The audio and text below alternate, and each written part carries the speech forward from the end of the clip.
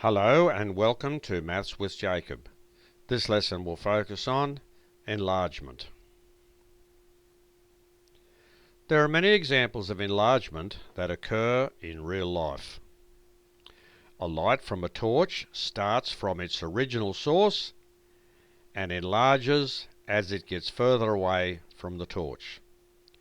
In a cinema, the movie starts from a projector and finishes up on a large screen. In a classroom, the teacher might project an image from an overhead projector to a wall. For an enlargement to occur, we need three things: a centre of enlargement, an original object, an enlargement factor. So let's look at some examples of enlargement where those three things here are present. So firstly, here is the centre of enlargement. That's just a point from where the enlargement starts. Here is the original object, a small triangle, and the enlargement factor is 2.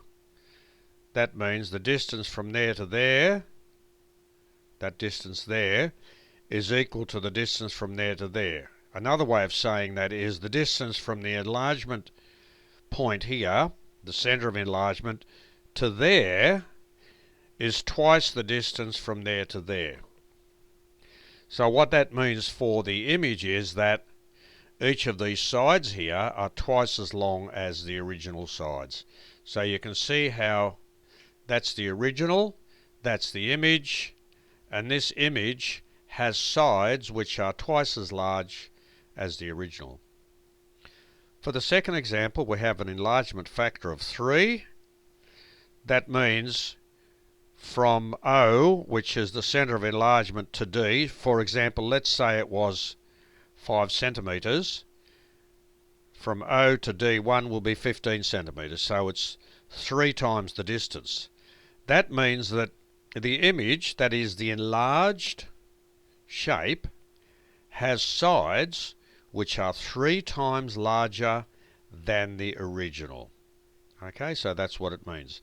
And you can see that the centre of enlargement, the original object, and the enlargement factor are all present in that example. Let's quickly have a look at some enlargements in real life. I've already mentioned the torch. The ray starts from here, from the screen, and you see how it emanates out. So it gives you a larger area when you're looking, say, at night. Here is our overhead projector, where the image might be here on the screen, and it's projected over here, and it's much larger. There's the movie theatre. At the back of the theatre you have the equipment, and the film is emanating from a projector, a small projector, and here it is projected onto the screen, and it's much, much larger.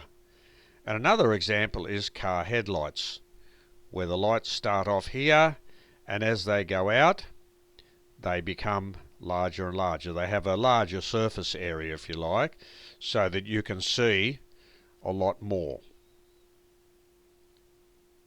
So this video has introduced the idea of enlargement, where we've seen how we need a centre of enlargement, an original image, and an enlargement factor.